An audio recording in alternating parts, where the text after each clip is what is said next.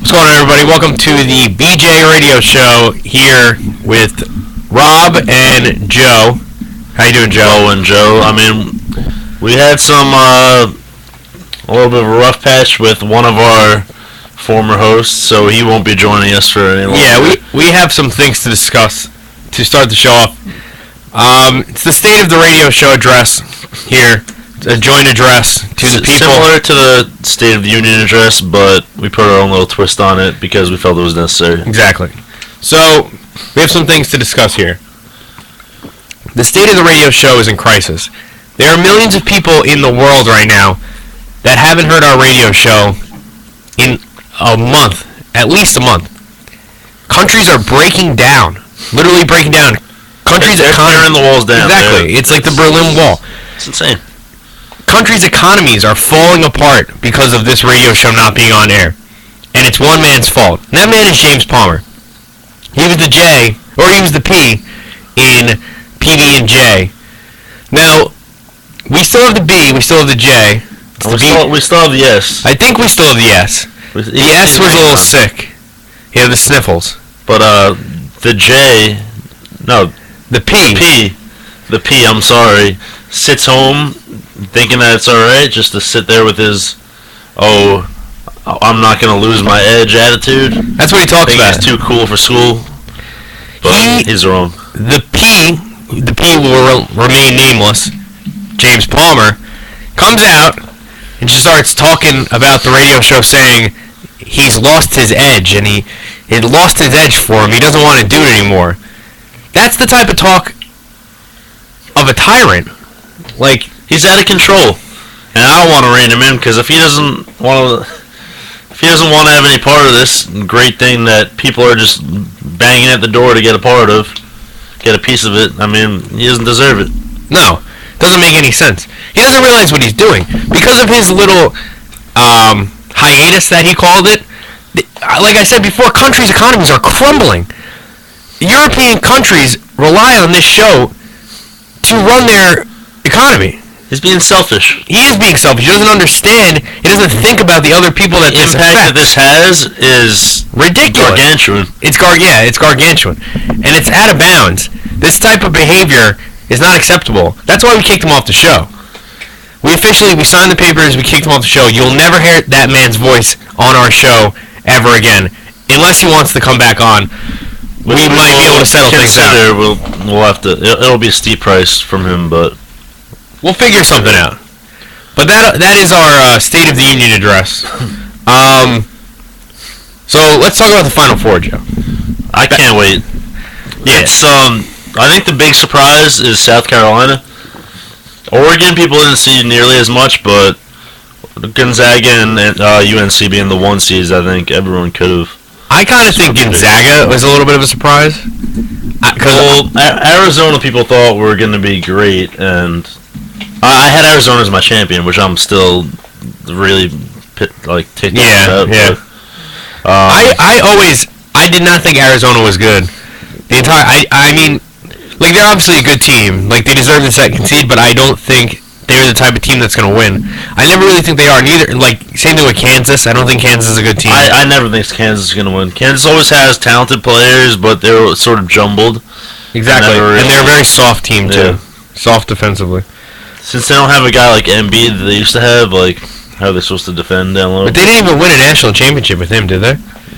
Have they ever? No. They've been to one championship game.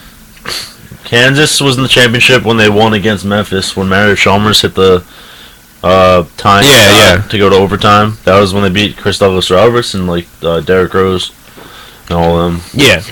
But other than that, I'm pretty sure they don't even. I think they made it to the Final Four 2 times, and one of those times they won the national championship. Yeah. But I think Bill Self is the guy's name. Yeah, he's 2-8. He's a great coach, though. He is a good coach, but he doesn't get his team where they have the talent to go. You know what I mean? Like, they're 2-8 in, or he's 2-8 in Sweet 16 or Elite 8 appearances. So, he obviously isn't doing that good of a job. He's one of the top recruiting classes every year, so, I mean... So, what is the problem? I don't understand. He made it to the Elite 8 and Sweet 16 rounds consistently every year. He just hasn't gotten over the hump very often. Exactly. The same thing with, same with Coach Calipari. It's been true. It's been 7 years for him? 8 years. And what, they win 2 titles? They've had a top recruiting class every year. They've won 1 title. 1? They won 1 title. I thought they won 2. No, they won 1. Which one? The Anthony Davis team won the title. I know that, but That was the only team. I thought John Wall's team won too. They got eliminated by either Virginia or I think it was Virginia, but they got eliminated. Well, see, the thing, I think there's like an ulterior motive with him because I think he's just trying to send people to the NBA. No, the program's literally a farm system in Kentucky. Yeah, it's like a minor league team. It has nothing to do with winning at the college level. I mean, obviously his job as a coach is to win, but you can tell, like, it's just like, all right, you play for me and you're going, like, lottery first round. Yeah, exactly. That's what it is. Do you think those 2 kids at Kentucky are leaving or no? Fox and Monk? Yeah. For sure, yeah. They're going to be top 6 picks, both of them. Really? Because I know they asked Fox after the game when they lost to Carolina if he was staying or leaving. He didn't. He said he wouldn't give an answer. I think that was just because of emotion. Yeah. Because they had such a great run to try to come back in that game, and then to lose like that on the last second shot, I think it was just a lot of emotion. I mean, I'm pretty pissed that they lost that game. I am too. I wanted Kentucky to win because I hate both of them. I don't like UNC or Kentucky, but I really liked Fox and Monk. Oh yeah. And they were down by like 9 points with a minute left. And they wound up hitting 3 3-pointers. The Monk hit 2, Fox hit 1, and then for like a second and a half left on the clock, this guy in North Carolina. What's the guy in North Carolina? Luke May. Luke May. He played good that game. He did. He's a good. He plays good. That was rough for them to hit that shot. Yeah, that definitely sucked. I mean, I hate. Yeah, like you said, I hate both of them too. But Carolina just really doesn't do anything for me at all. Just like the way they're just so boring to watch. They're never interesting. They're never an entertaining team. Yeah, even like Duke is boring. I don't really like Duke, but like they're more entertaining than Carolina, and they're not even entertaining at all. Yeah. It's just like annoying. Carolina's best player, Justin Jackson. Like, when have you ever heard of him doing anything like a highlight reel play or anything? He just he scores, but yeah, but then again, like that's their thing. Like they're not that type of team. They're the type of team that just wins off of like fundamentals. That's the type of coach Roy Williams is. I mean, I don't like Roy Williams as a coach, but they have good big men this year. Yeah, Meeks is good. He's good. Yeah, Isaiah Briscoe. Is it? It's Isaiah something. I forget his name though, but they have good big men this year. Yeah, they're a good team, but I mean, who are they playing? They're playing South Carolina, right? North Carolina is playing Oregon, and South Carolina is playing Gonzaga. So potentially, South Carolina could be playing North Carolina in the final. Yeah, that would be interesting. Which would be ridiculous. But I think that would be like heartbreaking for South Carolina because they would probably lose that game. They would definitely lose that game. Yeah, I think it's gonna be South Carolina has a shot to beat Gonzaga, but I think it's gonna be which I think the best game would be is Gonzaga North Carolina. That would be a really good game. I think that would be a great. But I would love to see South Carolina in the final. I think South Carolina could beat Oregon. South Carolina couldn't beat North Carolina. I don't think Gonzaga could beat either of those teams. I think Gonzaga could beat both. I think if it was Gonzaga Oregon, Gonzaga would win easily, in my opinion. I can see that. And I think Gonzaga wouldn't beat North Carolina. North Carolina's been consistently beating teams by like 15 points a game. Yeah. Up until the Kentucky game, where they outplayed Kentucky the whole game, and then they lost it at the end, but still won. So I mean, North Carolina's shown to be the best team, like in my opinion, easily. As much as I hate them, out of the 4, or in the tournament, I think they've been the best team. I could see that. Yeah, obviously not Gonzaga. Gonzaga's every game they've played has been really close. Mm-hmm. Like Xavier was not close at all. It did get a little close at the end, but it really wasn't close. Yeah. I love that guy in Gonzaga though, Karnowski. Oh yeah, he's a tank, dude. He is a monster, and that's the problem for South Carolina is that they don't have any big men. Their center's probably like 6'9", 6'10". Yeah, and he has no weight compared to that he's guy. He's 300 pounds, Karnowski. Yeah, dude, that guy. He is an animal. He's like an offensive lineman playing center. Yeah, but he can move too. Yeah, he can shoot a little bit too. Yeah, he's probably one of the best players. I mean, he's one of the best players in the tournament. He's not gonna. He's up for the Kareem Abdul-Jabbar award for best center in the nation. Is he really? Yeah. Good for him.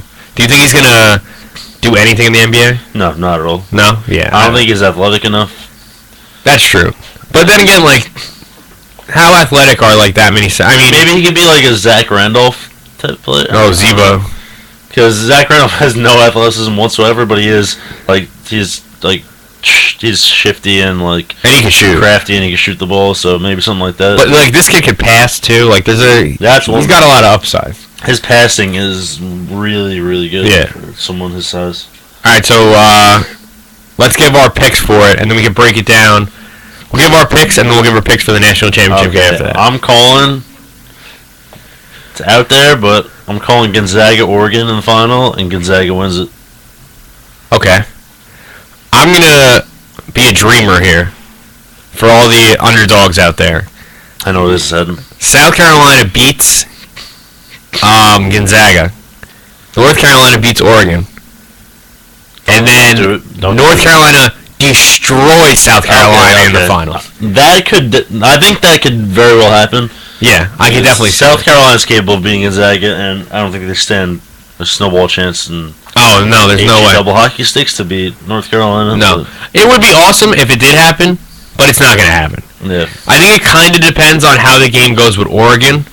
Like, let's say maybe there's an injury or, like, I don't know. Mm-hmm. It's gonna be an interesting weekend. What I like about this year's Final Four is that they have teams like Oregon and South Carolina in it that were like, all right, who would have really thought they would make it all the way? Yeah. But it's a good matchup. Like, it's competitive games, potentially. Every game past the Sweet 16, or even in the round of 32. The Sweet 16 was, like, competitive. Yeah, everything was competitive. Because a lot of the higher seeds won, which people don't necessarily like. They like seeing the underdogs win.